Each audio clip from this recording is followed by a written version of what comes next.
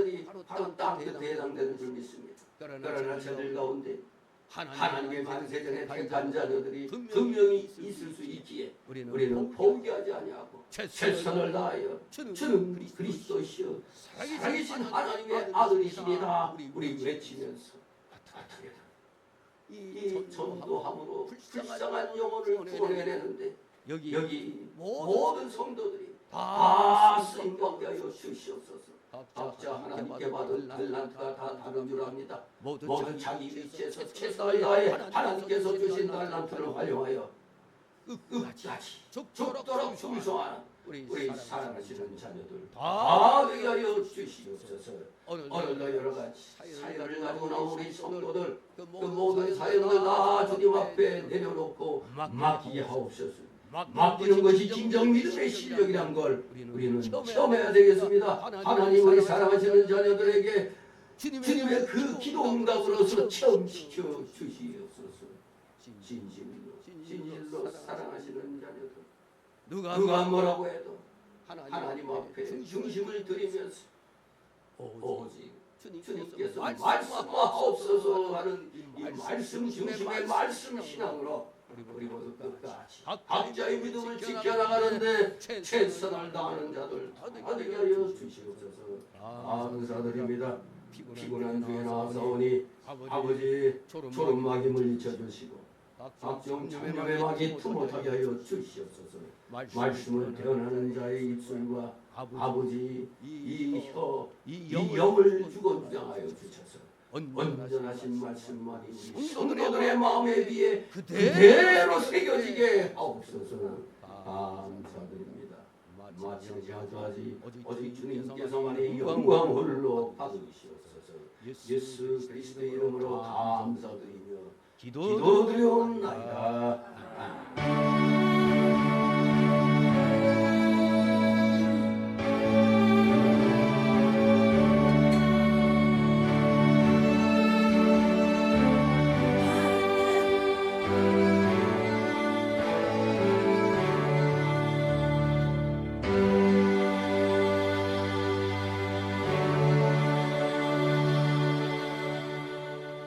다같이 찬송가 306장 새 찬송가는 587장입니다. 306장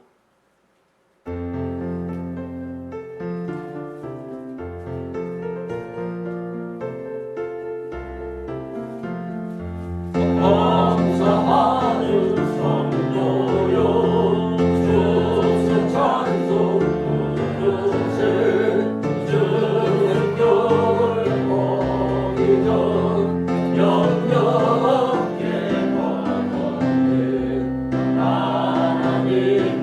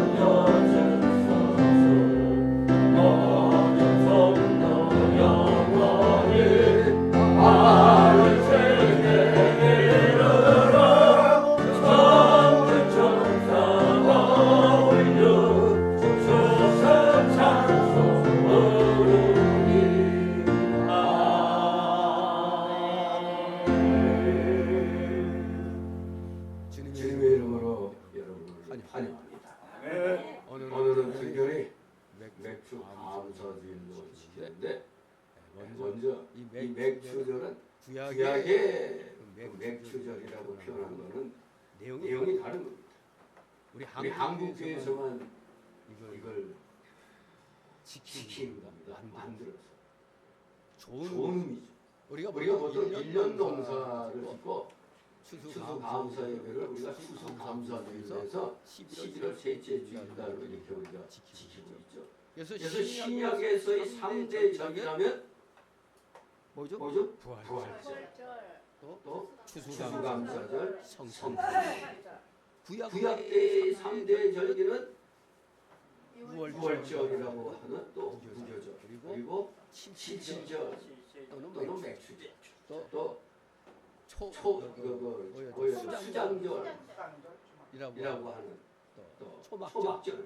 요게 소위 한 행사의 한 절기의 이름이 이 세 개씩 있죠. 그래서 구약 때도 결국에는 크게 3대 절기로 나누었지만 또 소위 말하는 또 여러 절기들이 또 있습니다. 구약에는.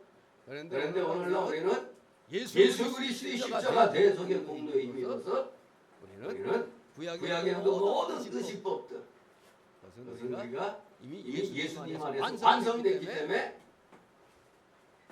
제도적으로 우리가 지키는 그런 필요가 없어졌습니다. 예수님 안에서 모든 것이 녹아져 버린 거예요. 완성됐기 때문에 그래요. 그러면 구약에서도 그 상대절기라고 말하니 우리 신약 때는 최고로 기쁜 게 뭡니까? 부활절. 우리에게 부활의 기쁨이 있잖아요. 그래서 신약 시대에 들어와서도 우리가 3대 절기로 부활주일과 추수감사주일, 또 성탄절 이렇게 우리가 지키고 있죠. 그런데 여기 같이 보면 맥주 감사절이라고 있어서 오해의 소지가 좀 있긴 있습니다. 아무튼 조금 이따 이제 그 유래를 말씀드리겠고 오늘은 그야말로 7월 첫 번째 주일입니다. 이미 2024년도도 절반을 딱 이제 넘어서고 있습니다. 한마디로 이제는 지나간 반년을 돌아보면서 우리 나름대로 또 이 한국에서의 추수감사, 물론 가을에 추석이 있죠. 추석이 좀 우리 기독교인이 지키는 추수감사 절기와 비슷한 겁니다. 근데 우리는 또 이렇게 7월 7일날 맥추감사주일을 지키죠. 아무튼 우리 한국교회가 지키기로 했으니까 지킬 때 또 우리가 좋은 의미로 긍정적인 의미로 1년 농사를 감사드리기 전에 먼저 반년 동안 지나간 6개월 동안의 우리의 신앙 상태를 우리가 또 점검해보고 하나님 앞에 감사할 수 있는 그런 전환점이 또 되기도 하는 겁니다. 아무튼 지금 우리나라의 형편은 상당히 좀 어렵죠. 아무튼 사업하는 사람들에게서 제일 먼저 그런 것이 나타납니다. 상당히 좀 좋지가 않습니다. 하지만 우리는 역으로 하나님께서 우리 민족이 깨우치도록 시련과 환난의 풍년을 주신 거 아닌가. 또 이렇게 역으로 생각해 볼 수가 있습니다. 무슨 놈의 시련과 환난이 풍년이야. 좋은 곳으로 풍년돼야 되는데 아이고 교회 나갔더니 괴로운데도 감사하러 그러네. 에이 교회 나갈 때 못된다. 이렇게 생각할 수 있습니다. 그러나 우리 기독교는 예수님을 나의 구주로 믿는 그 순간 우리에게는 부활, 영생 복락의 그 모든 은혜가 보장되어 있지만서도 예수 그리스도를 믿는다는 그 순간 우리는 예수 그리스도의 그 십자가의 환난에 우리는 자동 같이 가게 됩니다. 예수 믿는 사람들은 자동입니다. 자동 십자가의 환난과 공고가 자동 옵션으로 그냥 들어오는 겁니다. 예수 믿으면 무조건 잘 먹고 잘 산다가 아닙니다. 때가 이름에 자격이 돼야 하나님이 잘 먹고 잘 살게 하는 거지.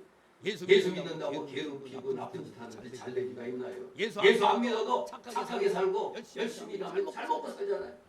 이게 일반 은총인 겁니다. 우리에게는 특별한 성경 66권의 말씀을 통한 이 십자가의 구원의 은혜가 우리에게 주어져 있는 거죠. 우리 기독자에게만 영생 복락의 천국을 우리에게 선물로 주신 겁니다. 우리는 올 한 해 결산할 때 추수 감사 주일날 한 번 또 하고 먼저 절반 정도 지나서 지금 우리 하나님 앞에 감사해야 되겠습니다. 6개월간을 돌아보면서 모든 역경과 고난 가운데서도 하나님께서 지금 이 시간까지 우리에게 먹을 것, 입을 것, 건강과 평안을 주신 것을 감사하시기 바랍니다. 감사 주도 못할 것 같은 사람도 있죠. 왜? 돌아보니까 이 6개월 동안 그야말로 고통 속에서 지내온 분들도 다 이겁니다. 그러나 오늘 이 본문은 이 어려운 시대 하나님께서 사도 바울을 통해 우리에게 주시고 있는 살아있는 하나님의 말씀입니다. 뭐 어떻게 하라고요? 항상 기뻐하라. 쉬지 말고 기도하라. 범사에 감사하라. 이 세 가지가 다 뭐라고요? 그리스도 예수 안에서 너희를 향하신 하나님의 뜻이라고 했어요. 하나님의 뜻이라 그러면은 순종해야 됩니다.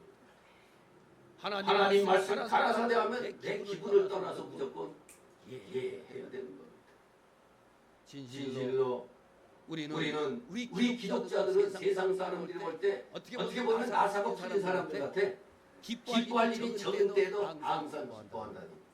군 기뻐할 게 있어. 제가 전에 얘기한 거 있죠. 항상 감사하는 할머니, 감사 할머니.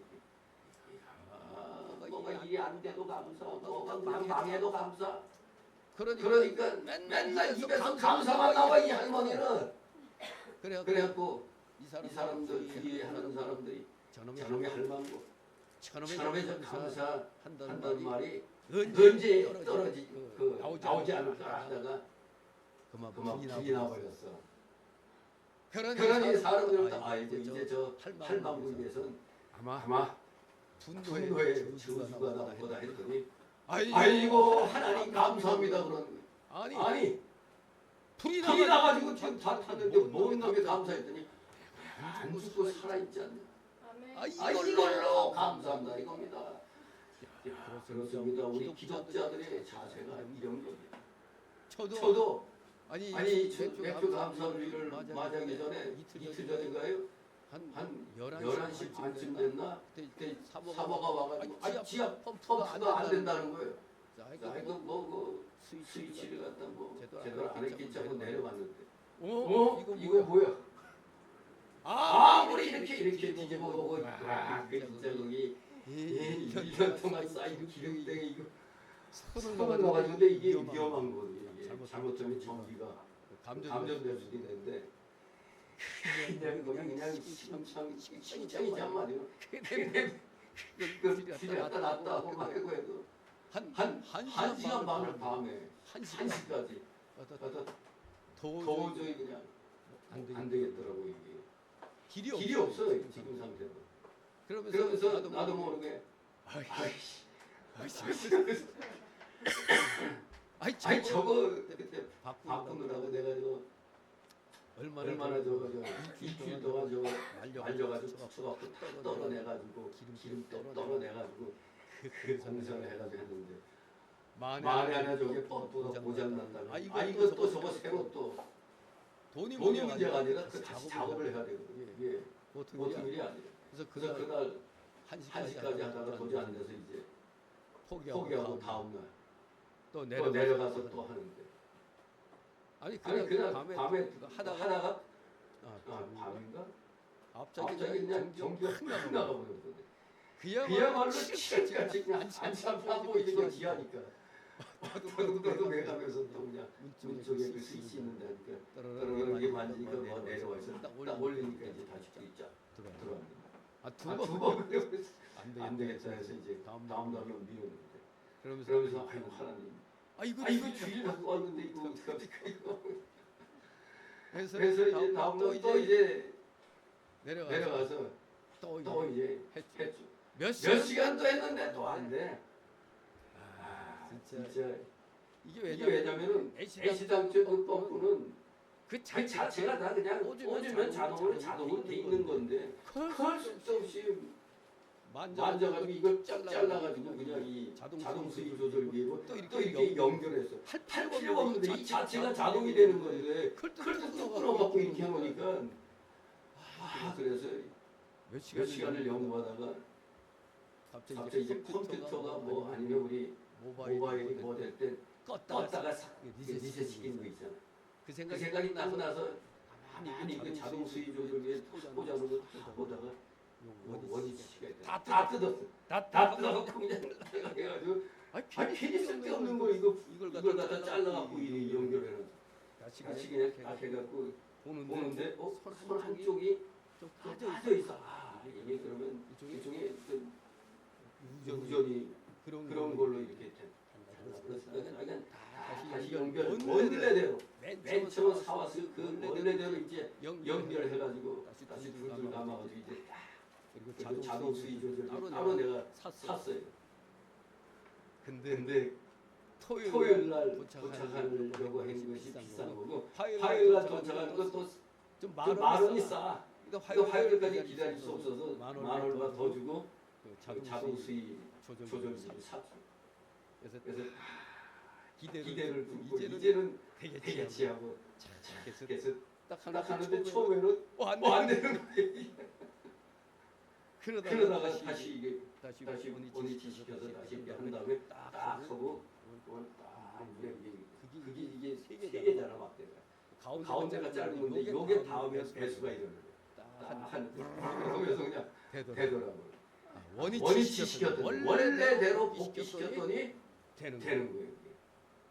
원래 그때 그냥 나도 모르게 아이고 하니까 아니 몇 시간 고생해가지고 그냥 손에서 심장에 들어가지고 이거 몇 시간을 고생해서 그 했더니 그 얼마나 기쁜지 그냥 저절로 감사가 나와 그냥 아이고 하니까 저절로 감사가 나오는 거예요. 그러면서 느낀 게 바로 범사의 감사 이 말씀이 딱 떠오르는 거예요. 그래 이런 게 감사할 일이지. 뭐가 잘못도 잘 살고 이래야 감사하는 게 아니고 이 힘든 상황 속에서 그게 성공을 하니까 얼마나 그 기쁜지 하나님이 또 맥주 감사주의를 맞이해서 범사에 감사하는 걸로 이렇게 또 말씀을 주셨으니까 거기에 합당하게 그런 사건이 벌어지게 한 건가 하는 그런 생각을 해봤습니다. 정말 말이 쭈그리 앉아가지고 몇 시간도 아니고 내 두세 시간 이상씩 했더라고. 또 안 되고. 진짜 하나님이 지혜를 딱 주시니까 제 주인집사가 그냥 거기다 복잡하게 이거 끊어갖고 흑연교회에서 막 이런 거 손을 보고 난 다음에 그걸 다 뜯었어. 처음엔 밤에 그거 빼려고 이렇게 하다가 또 나가버려가지고 밤에 소리가 찌르더라고요.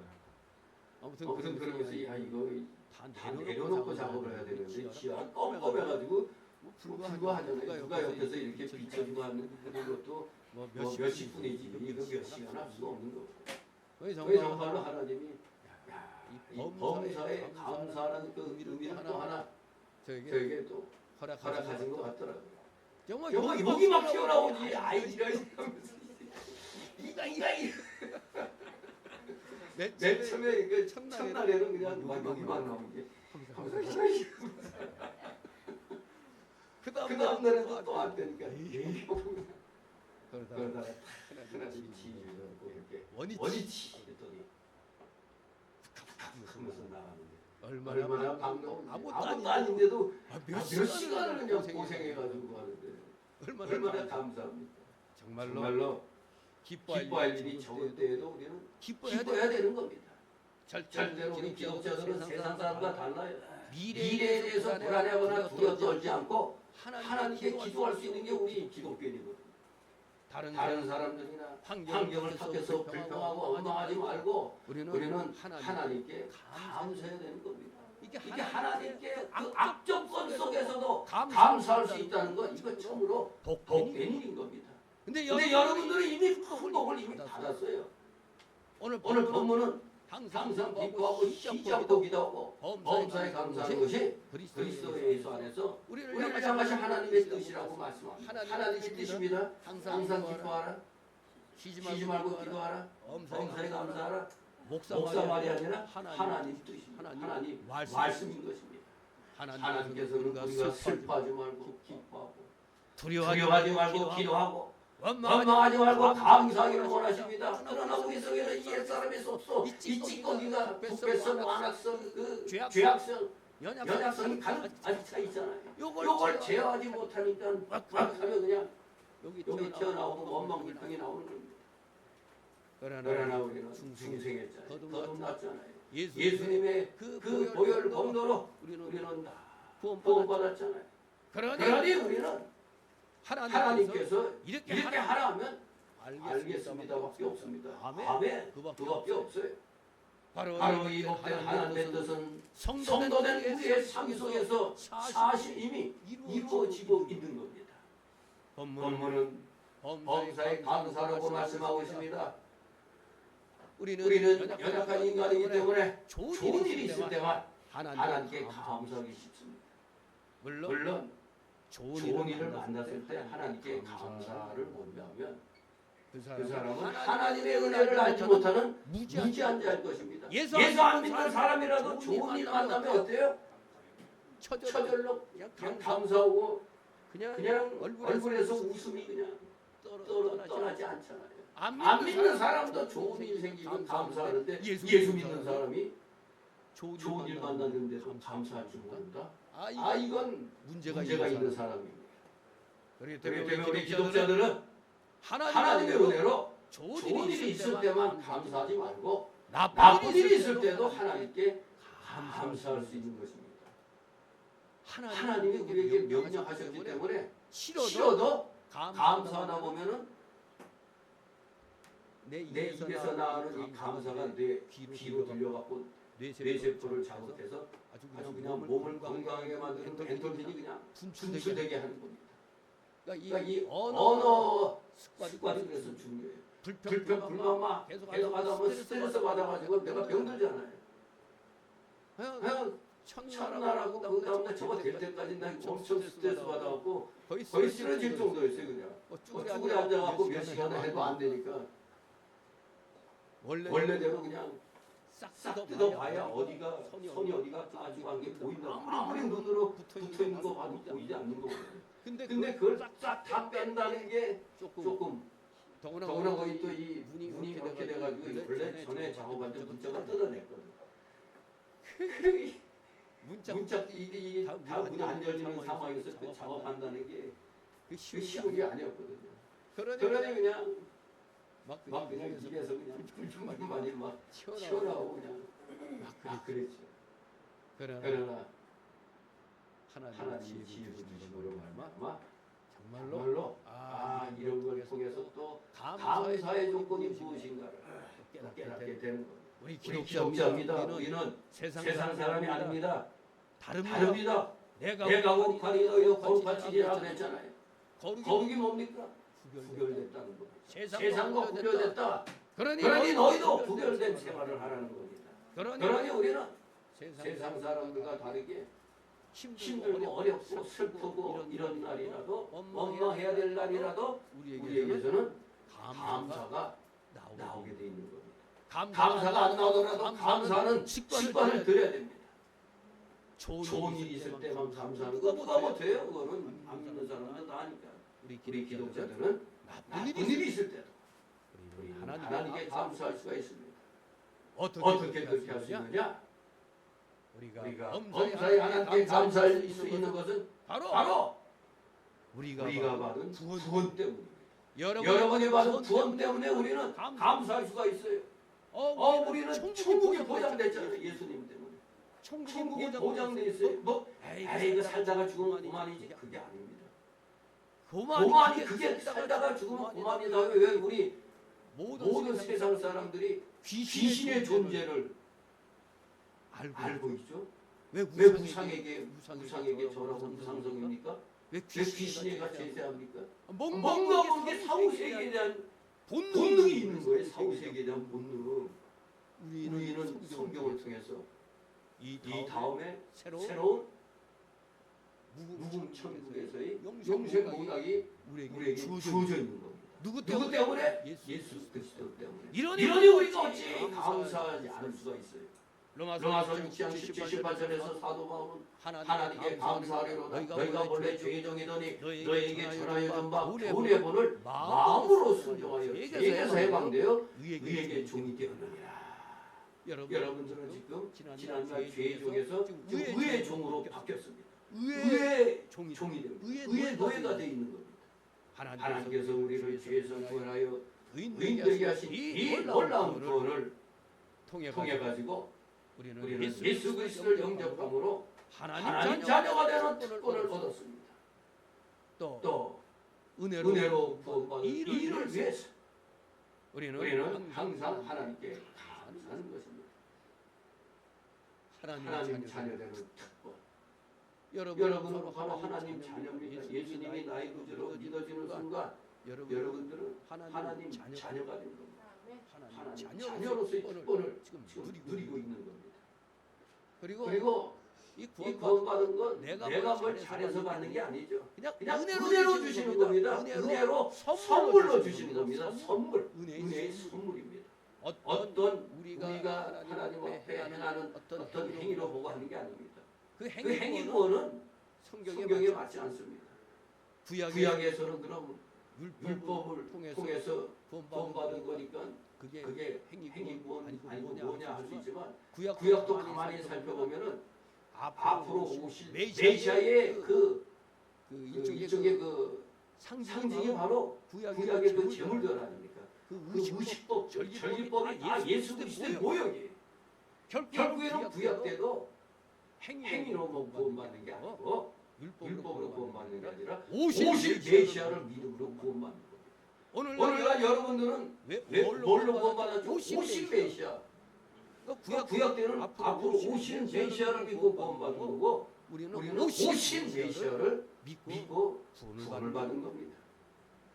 진실로 여러분들은 하나님의 자녀가 되는 특권을 얻은 것입니다. 우리가 하나님께 범사에 감사해야 하는 이유가 바로 여기에 있는 겁니다. 이 구원이 너무나 크고 영원하기 때문에 이 세상의 그 어떤 나쁜 조건이 우리의 감사를 절대 가로막지 못하는 겁니다. 우리는 이미 하나님의 자녀가 되었고 또 영생을 얻을 것이 뭡니까? 얻었습니다. 아니 이게인데 너무나 확실하기 때문에 얻었다 과거로 표현하는 겁니다. 영생을 얻었고 천국 기업을 상속받는 자가 되었고 그래야 영원한 구원은 이 세상의 그 어떤 것과도 비교할 수 없는 큰 복이기 때문인 겁니다. 그래서 우리가 범사에 하나님께 감사하는 겁니다. 결코 우리는 하나님 때문에 구주 되신 하나님께서 지금도 살아 역사하고 계시기 때문에 지금 우리 주님은 이 세상을 주권적으로 섭리하고 계시기 때문에 우리는 범사에 감사할 수 있는 겁니다. 특별히 우리 한국교회는 복받은 게 뭐냐? 아니 3대 절기라고 추수감사주일날 지키면 되는데 또 여기에 맥주 감사절로 지키고 있어요. 맥주 감사주일.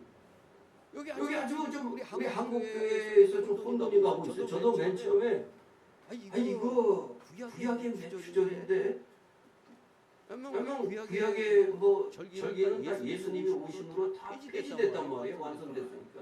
지키려고 하는데 왜 우리는 신약의 3대 절기가 부활절, 추수감사절, 성탄절이라고 하고 왜 우리 한국교회는 왜 또 맥주절을 지키지? 그래서 한편으로는 일반 교인들도 아마 그렇게 생각할 수도 있을 거예요. 헌금 많이 내도록 하려고 만들어냈다. 이렇게 얘기하기도 합니다. 왜? 아니 이거 이미 예수님 때문에 이미 다 폐지된 건 이거 왜 우리 한국교회를 지키느냐 할 수 있죠. 이렇게 생각하는 건 오해입니다. 이거는 오해예요. 왜냐하면 우리가 지키는 이 맥주 감사절은 구약의 맥주절에서 유래한 게 아닙니다. 근데 맥주 하니까 구약에서 유래한 것으로 알고 있는 겁니다. 저도 처음에 그런 줄 알았는데 이것을 아주 명쾌하게 밝힌 교수가 있어요.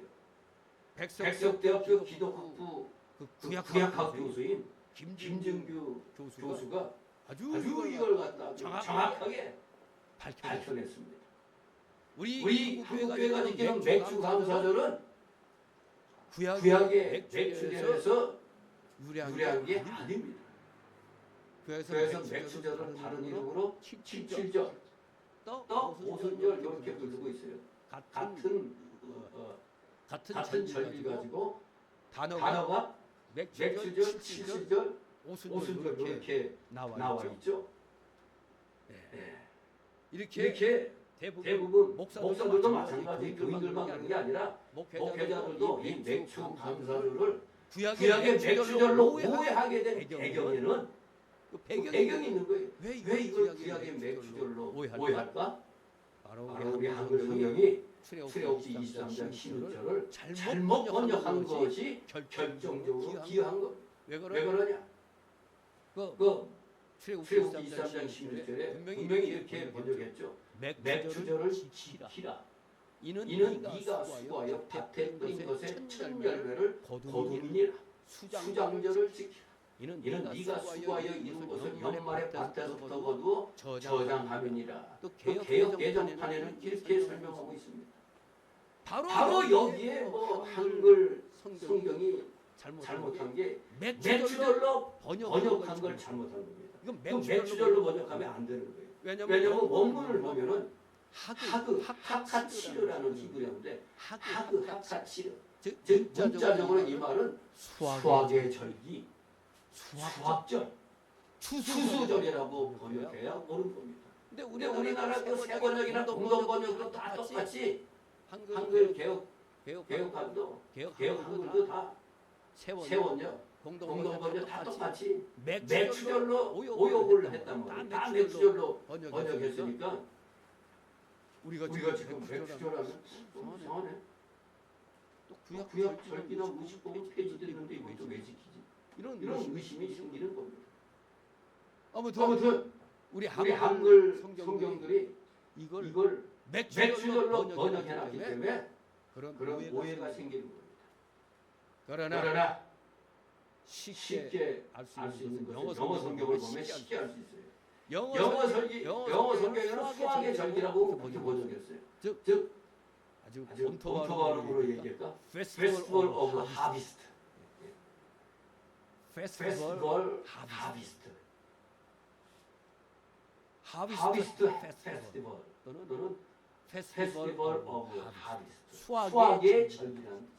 수학의 절기라고 그렇게 번역했어요. 영어 성경은.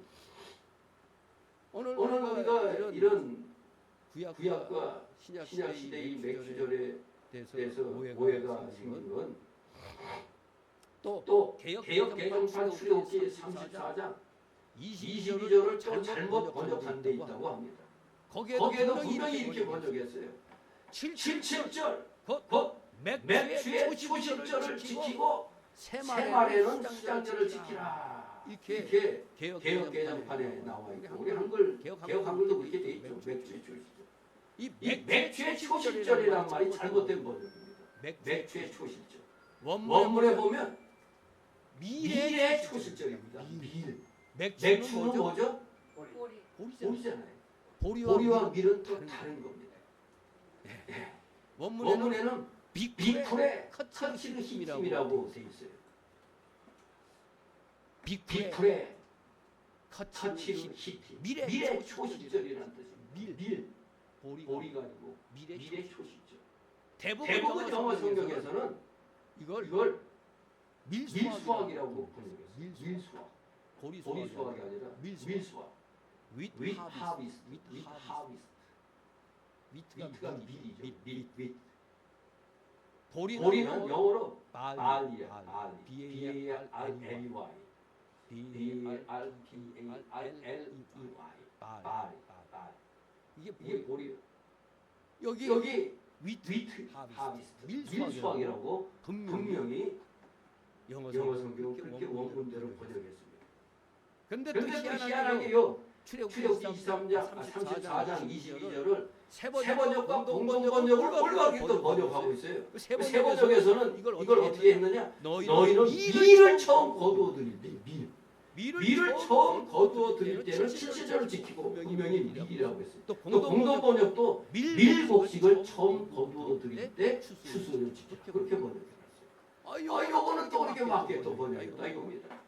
우리 한국교회가 지키는 맥주감사절과 구약시대의 77절을 왜 같은 걸로 연관지어서 생각했을까? 그것은 바로 저번 말씀드린 대로 우리 한국어 성경의 잘못된 번역, 오역이 결정적인 것으로 보고 있습니다.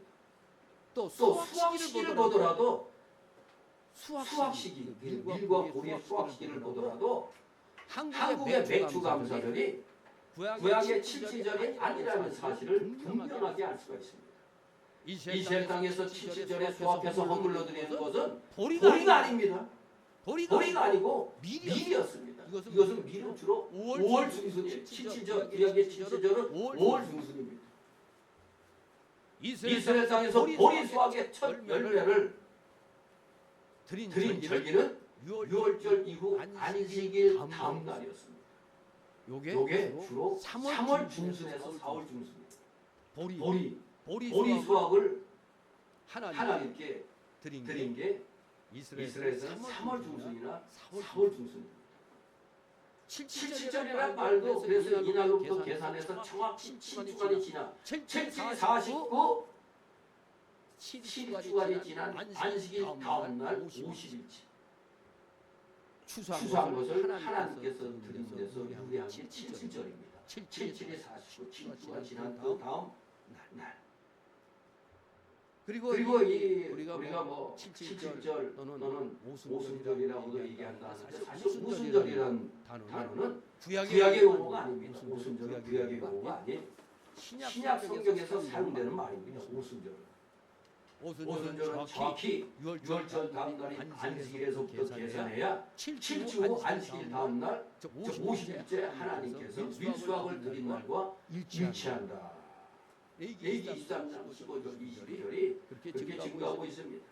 아무튼 우리가 구약의 77절을 맥주 감사절로 지킨다면 더 심각한 해석학적 문제가 생기는 겁니다. 절대 구약의 77절을 우리가 지금 맥주절로 지키는 게 아닙니다. 이스라엘의 3대 절기는 의식법에 속하죠. 바로 이 의식법은 그리스도께서 오심으로 완성되었고 문자적인 준수는 폐지된 겁니다. 완성됐기 때문에 지킬 필요가 없어요. 맥주절을 지키면 구약의 맥주절을 우리가 만약 지킨다면 그러면 맥주절만 지켜야 되겠어요? 6월절과 초막절도 지켜야 될 거 아니에요? 근데 이 상황을 모르고 맥주절을 지킨다 할 때 이걸 목사들도 정확히 모르다 보니까 거기에 대한 해석이 좀 아리송송해요. 교인들은 속으로 구약의 맥주절을 이걸로 지키는 거 이렇게 생각할 수가 있는 겁니다. 아무튼 이 해석학적인 이 문제 때문에라도 여기 한국 교회에서 지키는 맥주절은 구약의 그 77절 그 맥주절이 아니다 이겁니다. 그렇다면 우리 한국 교회에서 맥주절을 지키는 풍습이 어디서 온 거냐 이겁니다. 한마디로 11월 세 번째 주에 드리는 추수 감사주일은 어디 영향을 받은 거죠? 미국 선교사의 영향을 받은 거죠. 한마디로 미국산입니다. 근데 이 맥주절의 풍습은 이 맥주절기를 지키는 건 순수 한국산입니다. 우리 한국교회만 지키는 거예요. 한국에서는 보리 추수를 주로 6월 중순이나 말경에 합니다. 아까 그 유대인들은 주로 보리 추수를 3월 중순에서 4월 중순이라고 그랬죠. 근데 우리나라는 주로 보리 추수가 6월 중순이나 말경이에요. 보리 추수를 끝낸 이후 하나님께 수확의 감사를 드리는 절기를 지키는 것은 그러니까 보리 추수가 끝난 이후 하나님께 수확의 감사를 드리는 절기로 지킨 게 바로 우리 한국 교회의 맥주 감사들의 유래가 되는 겁니다. 그래서 주로 7월 첫 주일을 맥주 감사절로 지키는 겁니다. 근데 하필 맥주라고 하는 바람에 이런 오해가 생긴 겁니다. 이 용어는 우리 한국어 성경의 오역에서 이렇게 빌려왔다고 그렇게 볼 수가 있는 거죠. 이렇게 절대 우리 한국의 이 맥주절기는 구약의 그 맥주절이 아닙니다. 우리가 미래 초시절, 우리가 구약 성경에도 이거 잘못 번역한 거예요. 미래 수확입니다. 미래 수확. 맥주절 지키라. 맥주의 초시절, 이게 미래 수확입니다. 이걸 분명히 아셔야 되겠습니다. 11월에 있는 추수감사절이 청교도교에서 유래된 것처럼 우리 농사를 짓던 한국의 문화에서 만들어져 지키게 된 절기가 바로 우리 한국의 맥주감사절이 되는 겁니다. 그러면 오늘날 우리는 이 맥주감사절을 어떻게 지켜야 되겠느냐 이겁니다. 추수감사절이나 맥주감사절은 마찬가지로 다 농경문화에서 유래된 겁니다. 농경문화. 지금은 농촌 지역 외에 대부분의 대부분 직장 생활하죠. 또 사업을 하기 때문에 지금은 월 수입으로 살아가는 사회가 되었습니다. 11조나 감사원금도 주로 월 단위로 하고 있죠. 월 단위로. 농경 사회에서는 가을 추수 감사절이나 여름 맥주 감사절이 사실 교회 재정 분당에 중요한 역할을 했습니다. 이 재정 문제도 무시할 수가 없는 거예요. 그러나 지금은 그렇지 않죠. 매월 드리는 헌물이 있기에 가을 추수 감사절에 우리가 1년을 돌아보며 하나님께 감사드리듯이 이 맥주 감사절에는 오늘에는 지난 6개월 동안 돌아보며 감사드리는 것이 우리가 이 감사절을 맞이하는 그 자세가 되겠습니다. 지난 6개월을 돌아보면서 우리가 생각해 보는 겁니다. 내가 과연 하나님 앞에 얼만큼 충성을 해왔는가. 또 하나님께 받은 복이 연말에만 계산할 것 없이 이 추수감사절 때 한번 반년 동안 한번 세워봐야죠. 받은 복 세워보아라. 찬송도 있죠. 받은 복을 오늘 한번 세워보시기 바랍니다. 불평불만이 나올 수 있어요. 아이고 하지만 그래도 눈물로 참고 우리의 입술에서는 그래도 감사. 그래도 감사. 이런 자세로 우리는 살아야 되겠습니다. 아무튼 우리 오늘 맥주 감사절엔 6개월간을 돌아보면서 감사드리시 바랍니다. 물론 어떤 사람들은 헌금 드리는 것 자체에 대해서 부정적인 생각을 갖고 있는데 이건 잘못된 생각이죠. 우리가 왜 하나님께 헌금합니까? 이 세상은 다 누구 거? 하나님 거라는 고백이 신앙 고백. 이거 하나님 겁니다. 이렇게 드리는 겁니다. 신앙 고백이에요. 네 마음이 있는 곳에 네 물주도 있다고 말씀하고 있죠. 나는 믿음 생활만 잘하는데 근데 믿음 생활 잘하는데 행동이 나와야 되잖아요. 교회에서 뭐 어떤 행사를 하는데 십시일반이라고 우리가 밥 한 숟가락이라도 이렇게 덜어가지고 하듯이 자그마한 액수라도 정성을 들여서 같이 모으면은 더 크게 되는 거거든요. 아무튼 우리가 정말로 주의 영광을 위하고 이 땅까지 복음이 확장되면서 하나님 나라가 확장되기를 원한다면 헌금 생활을 잘해야 되는 겁니다. 이게 나의 믿음의 척도가 되기도 하는 거예요. 아무것도 아닌 게 아닙니다. 행함으로 나타나는 겁니다. 저 사람이 믿음이 있냐 없냐 뭘로 나타내? 행동하는 거 보고 하는 겁니다. 말로만 믿음 해봐야 가짜입니다. 행함으로써 여러분의 믿음이 드러나는 겁니다. 네 마음이 있는 곳에 내 물질도 있다. 이 주님의 말씀을 짐하시기 바랍니다. 물론 일본 교회는 돈이 많아 돈을 마구 쓰는 것이 문제지만 대한민국 80%에 가까운 교회들은 대부분 재정적 어려움을 겪고 있어요.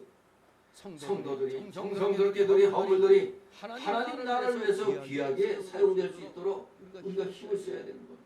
교회에서 어떤 일 나고 가령 버스 같은 게 망가지면 또 그것도 여러분 헌금에서 나오는 거고 자동차 고칠 때 이번에도 자동차 그 엔진 고칠 때 여러분이 십시일반으로 또 다 했잖아요. 그리고 뭐 월세는 뭐 그냥 나오는 거니까 그냥 전기세는 뭐 그냥 나오는 겁니다. 이게 뭐든지 오도가 돼서 뭐 하다 보면 정말로 괴로운 일이 많은 거예요. 그래서 성도들도 성도로서의 그 의무를 지극히 작은 것에서부터 행해야 정말 믿음이 자라는 겁니다. 이거 행함으로 내 믿음을 사용하지 않으면 믿음이 안 자랍니다. 진실로 구약시대 이스라엘 백성들은 3대 절기 때 우리 한국에도 마찬가지죠. 고아와 과부와 나그네와 이 레인을 기억하고 도왔듯이 오늘날 우리도 마찬가지입니다. 교회가 넉넉하면 어려운 교회 좋을 수 있어요. 어려운 교회는 좋을 수 있습니다. 왼손이 오른손이 안 되고 왼손이 모르게 하는 거예요. 맥주 감사절이나 추수 감사절에 사회 속의 빈자나 약자를 기억하는 것이 감사드리는 자에게 더욱 합당한 자세가 된다고 생각해야 됩니다. 우리 기독교인 전도와 뭐 하죠? 전도만 하면 합니까? 전도하는데 여기 지금 쫄쫄 굶고 있어. 예수 믿으라 말만 하면 돼요? 예수 믿으세요 하면서 하나님이 이것을 주십니다 하고 줘야지. 전에 노부가 맨날 그냥 기도하는데 아이고 하나님 쌀이 떨어졌는데 쌀도 없습니다. 계속 기도했고 근데 누가 술 한잔 먹고 지나가다가 창문가에서 기도 소리가 들려서 뭔 소리인가 했더니 들어왔더니 아이고 쌀이 떨어졌는데 주님 쌀을 주십시오 기도하더래요. 그래서 그 사람이 술 한잔 먹겠다. 얼씨구 하나님이 주긴 뭘죠? 가만히 있어봐. 내가 한번 쌀 사다가 줘보지. 뭐라고 하나? 그래서 또 한 쌀을 사다 줬대 그랬더니 아이고 하나님 감사합니다 그래. 그러니까 뭔 소리냐고 이거 내가 사온 건데 그러니까 하나님이 정신을 시켜갖고 갖고 왔다. 그렇습니다. 아무튼 우리는 자신적이 좀 넉넉하고 있을 때 도울 줄 알아야 돼. 아무튼 우리 오늘 맥주 감사주를 맞이해서 범사에 감사하는 자세, 맥주 감사절의 이 의미를 잘 알아야 돼. 감사하면서 구제하는데 또 우리가 힘을 써야 된다는 것을 기억하시 바랍니다. 아무튼 성경은 로마서 8장 28절에 우리가 이거는 하나님을 사랑하는 자, 곧 그대로 부르심을 입은 자들에게 모든 것이 합력하여 선을 이룬다고 그랬어요. 모든 것이 합력하여 선을 이룬다. 진실로. 바로 우리가 이래서 하나님께 범사에 감사하는 거 아닙니까? 합력해서 선 이룬다고 하잖아요. 이 세상 어떤 것도 우리의 이 감사를 가로막을 수가 없습니다. 진실로 지금도 살아 역사하시는 하나님, 주권적으로 섭리하고 계시는 그 하나님 때문에 우리는 감사할 수가 있는 겁니다. 우리 주권자 하나님께서는 세상의 모든 일과 우리 개인의 삶의 모든 일을 가장 선한 길로 인도하실 것을 우리는 믿고 있는 겁니다. 왜 그렇습니까? 그것은 지혜와 능력과 선함이 충만하신 하나님께 합당하고 당연한 일이며 또한 성경도 그것을 증거하고 있습니다. 그렇습니다. 모든 선한 길로 여러분들에게 있어서 선한 길로 하나님은 인도하시는 겁니다. 또 성경은 하나님께서 천지만물을 보호하시고 기르시며 특히 자기 백성을 돕고 살피시고 돌보시고 공급하심을 밝히 증거합니다. 그래서 우리 예수님은 마태 6장 26절에 공중의 새를 보라 심지도 않고 거두지도 않고 창고에 모아두지도 아니하되 너희 주께서 기르시나니 너희는 이것들보다 귀하지 아니하냐 말씀하셨습니다. 또 마태 6장 30절에 오늘 있다가 내일 아궁에 던지우는 들불도 하나님이 이렇게 입히시거든 하물며 너희가 보냐 믿음이 적은 자들아. 우리는 하나님의 섭리를 믿으면 됩니다. 아무리 힘들고 어려워도 주님께 맡겨야 됩니다. 그러면은 더딘 것 같아도 하나님의 응답은 반드시 오는 겁니다. 그래서 다윗은 시편 23장 1절 2절에 웬만한 사람들 다 알고 있죠. 요한은 나의 목자시니 내게 부족함이 없으리로다. 그가 나를 푸른 초장에 누이시며 쉴만한 물가으로 인도하시는 거다. 우리도 다윗처럼 이런 신앙 고백을 해야 되겠습니다. 하나님은 자기 백성을 보호하시고 인도하시며 그들에게 모든 좋은 것을 보장하시고 공급하십니다. 그래서 사도 바울은 로마서 3장 8장 32절에서 자기 아들 아끼지 아니하시고 우리 모든 사람을 위하여 내어주시니까 어찌 그 아들과 함께 모든 것을 우리에게 은사로 주지 아니하시겠느냐 이렇게 말씀합니다. 그렇습니다. 그렇기 때문에 우리는 하나님께 범사에 감사해야 됩니다. 그러니까 우리가 이렇게 범사에 감사하며 살 때 우리에게 몇 가지 필요한 마음가짐이 있습니다. 오늘 바로 이 마음가짐을 바로 해야 되겠다는 그 각오로 우리가 이 시간을 하나님께 드리는 겁니다. 그러면 어떠한 마음가짐이 필요하냐? 첫째, 먼저 하나님 나라와 그 의를 구해야 되는 겁니다. 먼저 하나님 나라와 그 의를 구하고자 하는 이 마음 자세가 첫째입니다.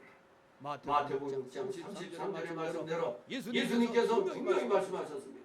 너희는 먼저 그의 나라와 그 의를 구하라. 그리하면 이 모든 걸 너희에게 더하시리라.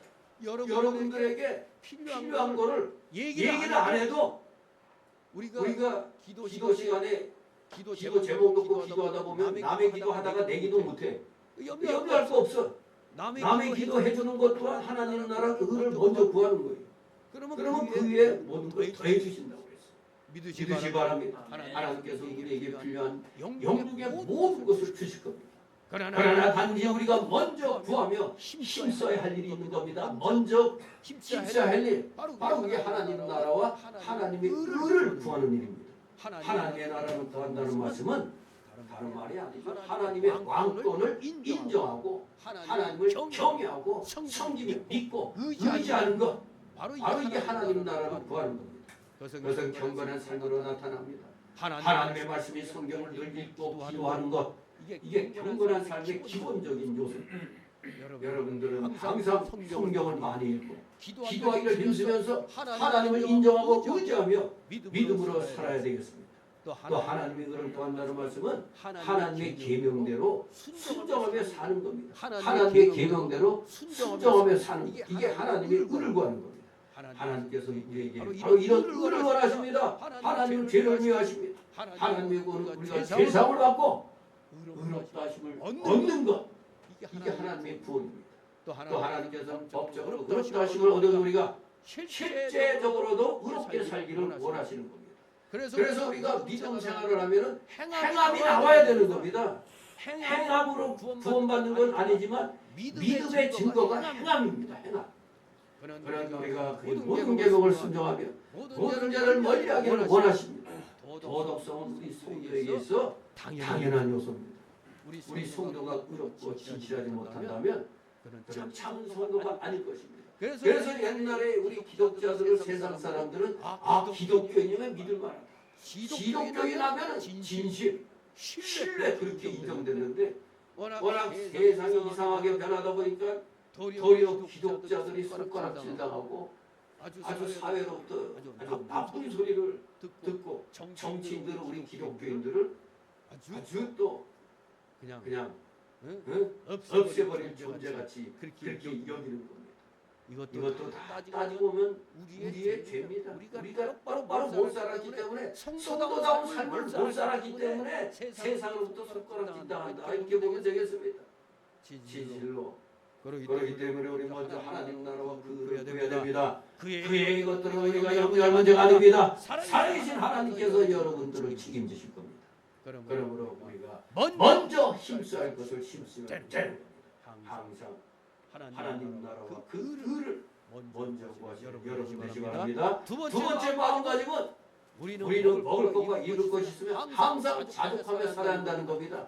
여러분 자족하며 살아가시기 바랍니다. 디모데전서 6장 6절 10절에 보니까 사도 바울이 자족하는 마음이 있으면 경건이 큰 이익이 되느니라. 우리가 세상에 아무것도 가지고 온 것이 없으면 또한 아무것도 가지고 가지 못하리니 우리가 먹을 것과 입을 것이 있은즉 족한 줄로 할 것이니라. 과리하는 자는 시험과 험과 여러 가지 어리석고 해로운 정욕에 떨어지나니 곧 사람으로 침륜과 멸망에 빠지게 하는 것이다. 돈을 사랑함이 일만하게 뿌리가 되나니 이것 사모하는 자들이 미혹을 받아 믿음에서 떠나 많은 근심으로서 자기를 찔렀도다 이렇게 말씀합니다. 우리 사람이 물질에 대한 탐심이 있으면 절대 자족할 수 없습니다. 하나를 구하면 또 하나 더 갖고 싶고 이게 우리 인간의 욕심 아닙니까? 절대 탐심이 있으면 자족할 수도 없고 감사할 수도 없습니다. 하나님께서 그래서 탐내지 말 것을 명하셨습니다.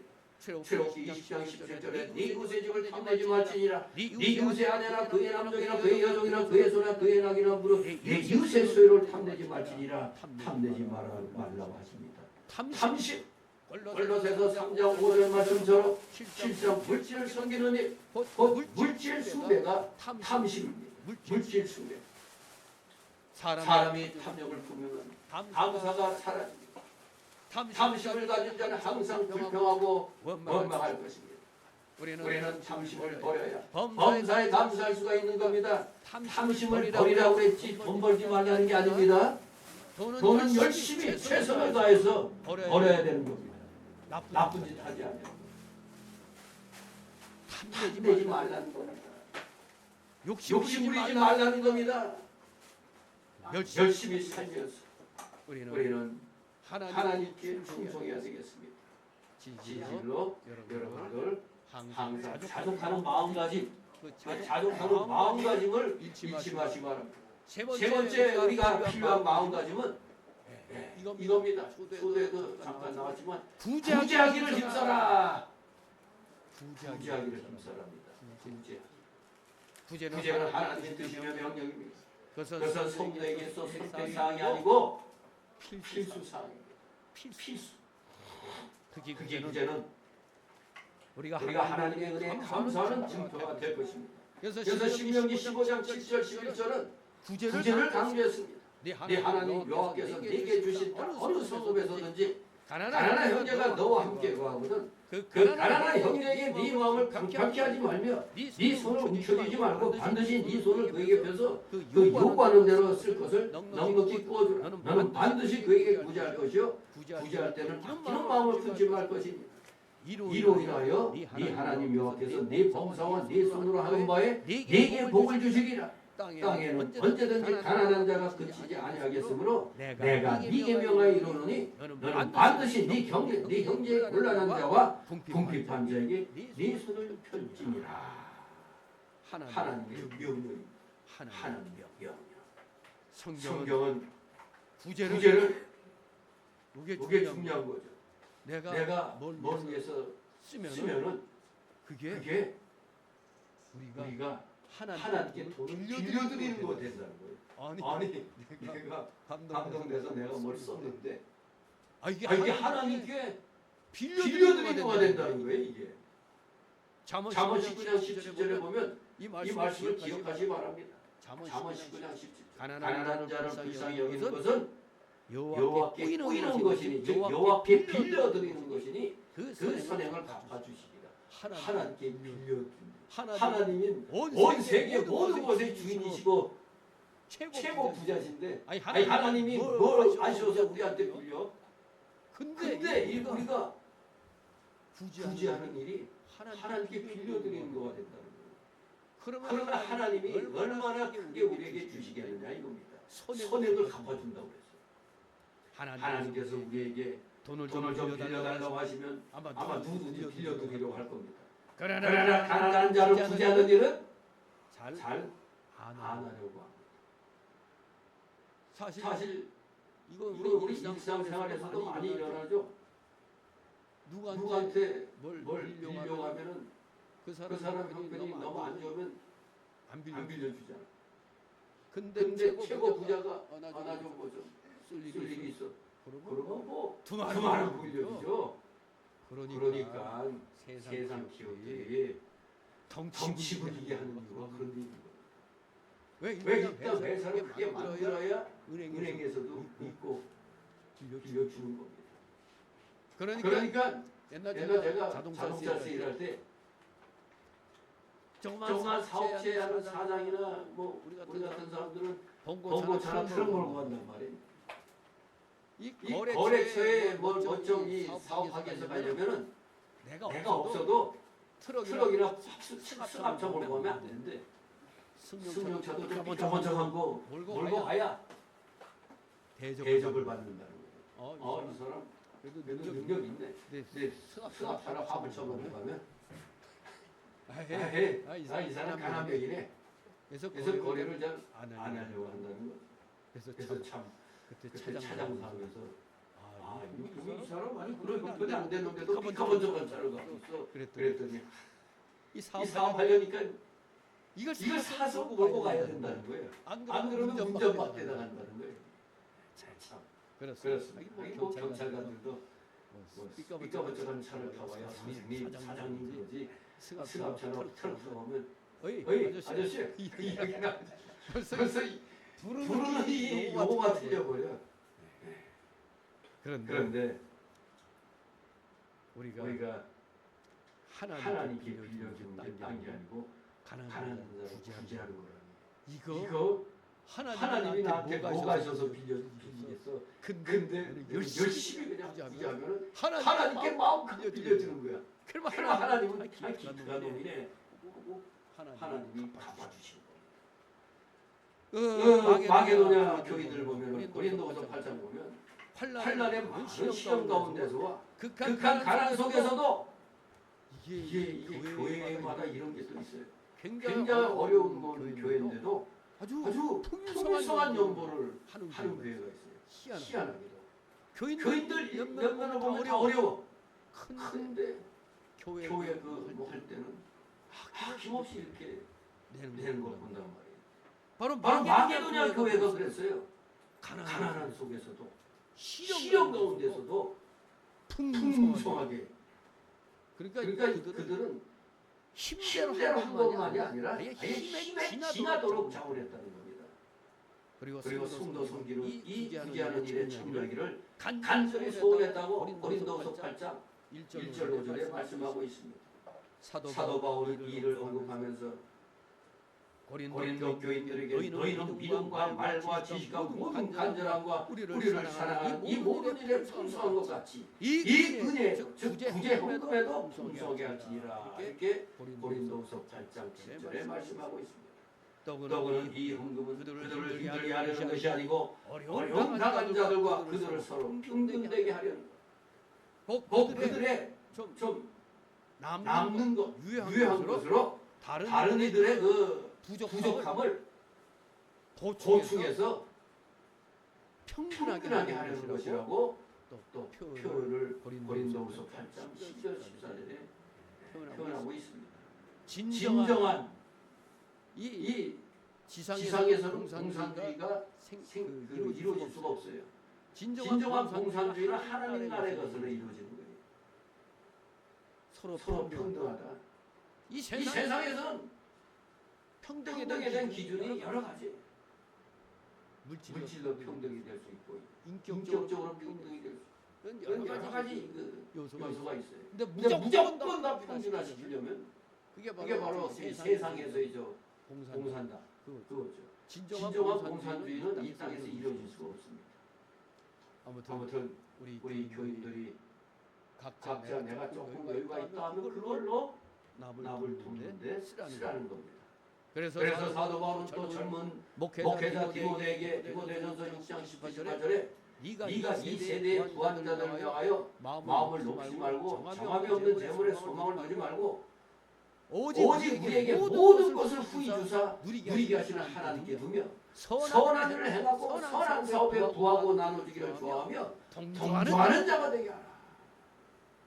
선한 일을 행하고 선한 사업에 부하고 나눠주기를 좋아하며 동조하는 자가 되라 이겁니다.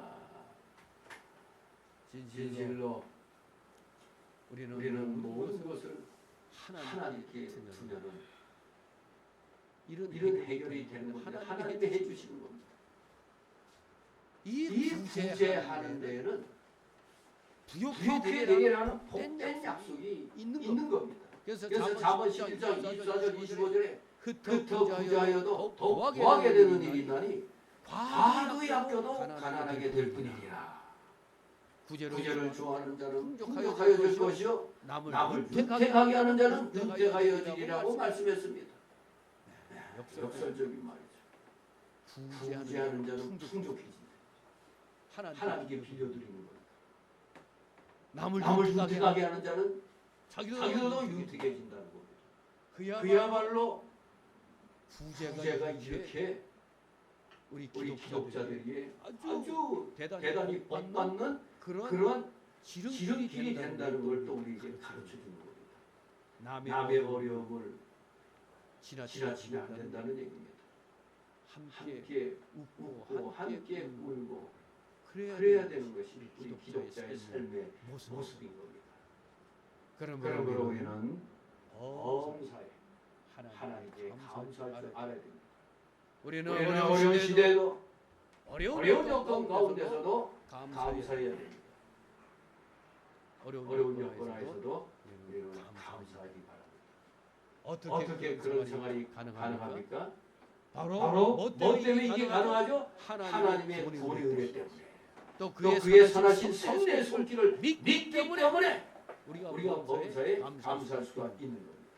뭐 때문에? 하나님의 구원의 은혜 때문에, 또 그의 선하신 섭리의 손길을 믿기 때문에 우리는 범사에 감사할 수 있어요.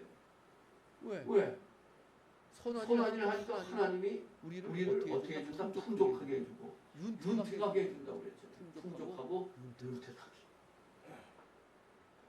그럴 때 전제 조건은 뭐였죠? 항상 먼저 하나님 나라로 그를 구하는 것. 그러면서 믿음으로 살고 순종으로 살면서 또 먹을 거가 입을 것이 있은즉 자족하면서 또 주 안에서 우리보다 어려운 교우들, 먹을 것이 떨어진 우리 교인들을 구제하면서 우리는 그렇게 해야 되겠다는 겁니다. 진실로 여러분들 범사에 감사하시면서 하나님께서 여러분들은 나를 지극히 작은 것에서부터 사용하여 주시기를 날마다 간절히 구하는 여러분이 되셔서 정말로 여러분도 하나님이 주시는 은혜로 풍족한 삶을 우리에게 누릴 수 있고 또 윤택하게 될 수 있도록 늘 하나님께 구하시는 여러분 되시기를 소망합니다. 구하면 주시는 겁니다. 구하고 찾고 두드리라고 그랬어요. 행동에 옮기지 않고 맨날 앉아서 기도하면 되는 게 아닙니다. 기도하면 성령 충만해져요. 성령 충만하면 일어나 외치게 돼 있어요. 그러면서 행동으로 나가게 돼 있는 겁니다. 우리 모두 행동하는 믿음으로 하나님 예배해 놓으신 목들을 남김없이 다 받아 누리시는 귀한 믿음의 자녀들 되시기를 주님의 이름으로 축원합니다. 기도합니다. 거룩하신 하나님 은혜를 감사드립니다.